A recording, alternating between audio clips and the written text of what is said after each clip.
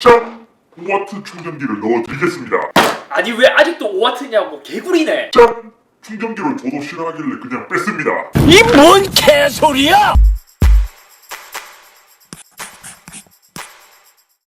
안녕하세요, 이스더입니다. 지난 아이폰 12 공개에서 애플은 환영보다는 많은 비난을 받았습니다. 이유는 간단해요. 전자기기의 필수템인 충전기를 더 이상 제공하지 않기 때문입니다. 몇십 년 동안 제조사를 막론하고 폰을 구입하면 기본 옵션으로 주던 충전기를 한순간에 갑자기 빼버리면 당연히 반발이 생길 수밖에 없죠.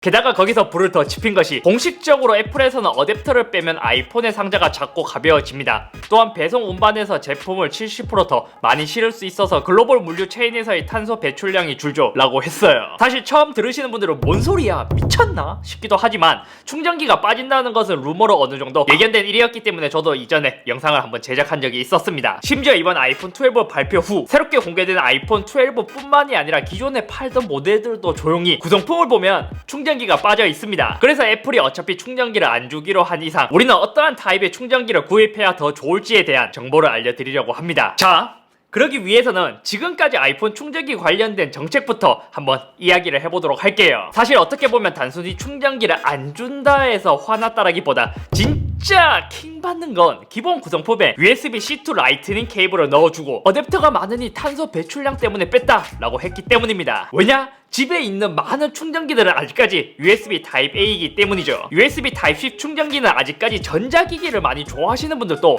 막 그렇게 흔한 충전기는 아니에요. 적어도 애플이 탄소 배출량 및 환경 걱정을 했다면 최소 아이폰 10이나 10s부터 USB Type-C 충전기를 좋아했다고 봐요. 1, 2년 사이 애플에서 가장 많이 판매된 스마트폰을 보면 거의 아이폰 10R이나 11 같은 모델인데 정작 중요한 USB Type-C 충전기는 이렇게 많이 팔린 모델이 아닌 아이폰 11 프로에서만 USB Type-C 충전기를 처음으로 줬습니다. 그래서 아이폰 12를 구입하시는 분들 중 아이폰 11 프로를 사용하시는 분들이 과연 얼마나 넘어올까요? 사실 엄청 전자기기를 좋아하지 않는다면 거의 USB Type-C 애플 충전기가 없을 거예요. 진정 환경을 생각한다면 범용 충전기를 쓸 수 있도록 USB Type-C로 바꾸는 것이 더 좋은 선택이었다고 생각됩니다. 또 생각해보면 아이패드는 지금 프로 시리즈부터 아이패드 에어 4에서도 USB Type-C를 쓰는데 아직까지 아이폰은 라이트닝이라는 것도 애플의 정책을 이해하기가 어렵습니다. 자, 그럼 여기서 주목할 점, 애플에서 USB Type-C to 라이트닝을 넣어준 진짜 이유가 여기 있습니다. 먼저 애플 라이트닝 케이블의 경우 현재 USB-A to 라이트닝을 테스트를 해보면 5V 입력이 한계예요. 그래서 2A나 2.4A로 최대 충전은 10W나 12W가 현재로서는 최고 충전 속도입니다. 반면 최근에 바뀐 USB-C to 라이트닝의 경우 5V, 9V, 15V 등이 가능해요. 그러니까 USB Type-A와 C 타입의 차이가 여기서 조금 이제 나타나기 시작하는 것이죠. 애플의 홈페이지를 보면 아이폰 12 시리즈는 20W, 아이폰 11은 18W까지 유선 고속 충전을 지원한다고 되어 있어요. 그러니까 애플에서 USB Type-C to 라이트닝으로 바꾼 게 무작정 욕을 할 수는 없는 게 기존 저속 충전이 아닌 고속 충전을 위해 이 케이블을 넣어줬다라고 이제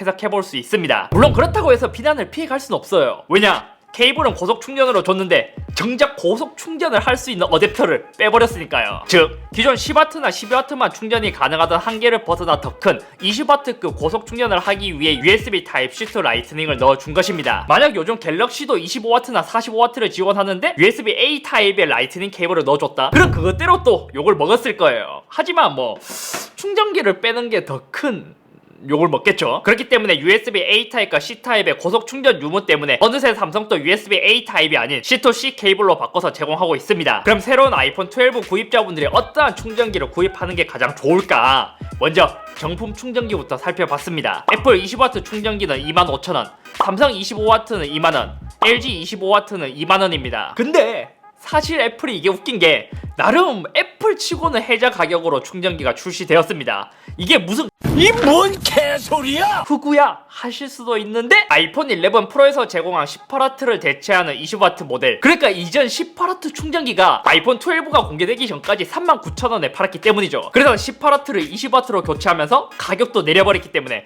애플 치고는 좀 혜자스러운 가격이랄까? 하지만 어디까지나 애플 치고는 혜자라는 것이지 다른 제조사와 비교했을 때는 여전히 비싼 가격인 것은 맞습니다. 아니 그럼 아이폰을 충전하는데 애플 충전기가 아니라 삼성이나 LG를 써도 되나요? 네, 가능해요. 왜냐면 애플의 C2 라이트닝은 USB PD, 그러니까 USB 파워 딜리버리를 사용하기 때문입니다. 이것은 애플의 독자 규격이 아니기 때문에 요즘은 노트북이나 스마트폰이나 USB PD 방식으로 충전하는 제품들이 많아지기 시작했어요. 그래서 요즘은 노트북에서 USB PD 충전을 지원하냐 안 하냐의 차이도 굉장히 큽니다. 충전기 자체는 케이블만큼 크게 가리지 않기 때문에 USB PD를 지원하면 대부분 사용이 가능하다 보면 됩니다. 간혹 가다가 이것을 조금씩 가리는 경우가 있기는 하지만요. 그래서 저도 최근에 이제 아이폰 12를 대비하기 위해 애플의 20W 정품 충전기를 구입했습니다. 25,000원 주고 구입을 했고 하루 만에 배송 온 제품인데, 야, 공일 라벨을 깔끔하게 해놨어요.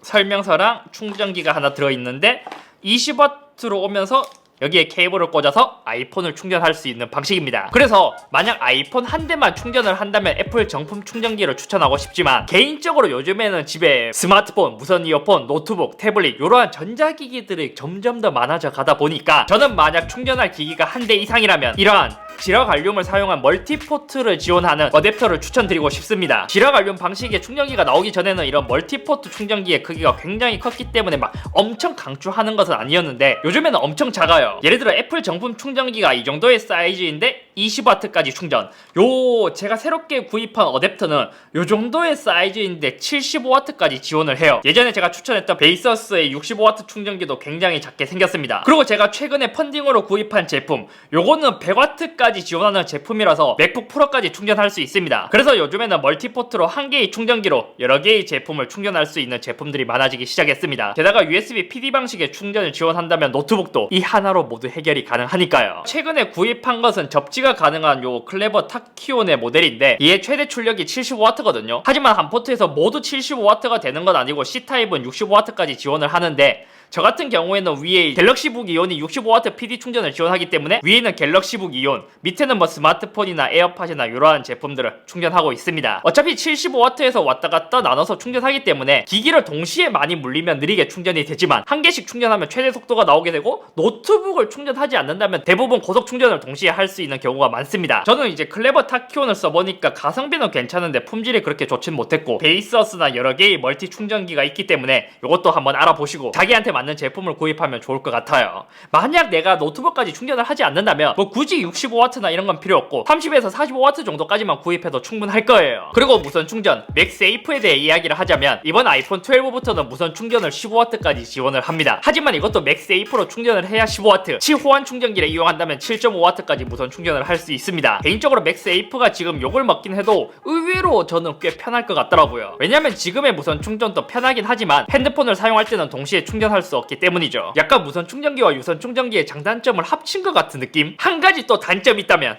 맥세이프의 가격도 55,000원으로 만만치는 않지만 어댑터가 미포함이기 때문에 이러한 어댑터를 따로 구입을 해야 됩니다. 그러니까 이제 맥세이프의 애플 정품 충전기까지 한다면 굉장히 비싼 가격이죠. 이러한 것을 보면 애플은 차차 아이폰에서 이제 이어폰 단자를 제거한 것처럼 충전 단자도 제거할 수 있을 것 같아요. 그러기 위한 수순으로 유선 충전보다 더 편한 방식을 찾아야 되는데 그 첫 번째 과정이 아마 이러한 맥세이프가 아닐까 싶습니다. 만약 맥세이프의 인기가 지금보다도 훨씬 더 커지고 유선 충전보다 많이 사용하게 된다면 희망편이긴 하지만 나중에 맥세이프를 아이폰의 기본 구성품으로 넣어주고 진짜 이 충전 포트 자체를 완전히 빼버릴 수도 있을 것 같습니다. 어쨌든 이번 충전기 이슈는 사실 좀 납득하기가 어려웠는데, 환경 문제라면 차라리 어댑터를 빼더라도 안에 뭐 애플 스토어에서 구입할 수 있는 기프트 카드를 넣어주던지 뭐 다른 방식이 더 있었을 수도 있을 것 같은데 처음부터 어댑터를 그냥 제거해버리는 게 아쉽습니다. 하긴 또 만약 그렇게 기프트 카드를 넣어준다면 차라리 기프트 카드도 넣어주지 말고 처음부터 가격을 더 낮춰달라고 하시는 분들도 많겠죠? 아무튼 오늘은 여기까지이며 새로운 아이폰 12를 구입하실 분들을 위해서 충전기에 대한 정보를 드렸는데, 더 기분이 쎄한 것은 이제 애플이 시작했으니까 삼성도 따라서 어댑터를 뺄 수 있을 것 같은 안 좋은 예감이랄까? 가만히 생각해보면 애플이 일부러 논란을 만드는 것 같아요. 이렇게 논란을 만들어서 커뮤니티에서 더 글이 많이 발생되어서 더 아이폰에 관심을 갖게 만들게끔. 아니 이 정도면 거의 이제는 욕먹는 패티시가 있나?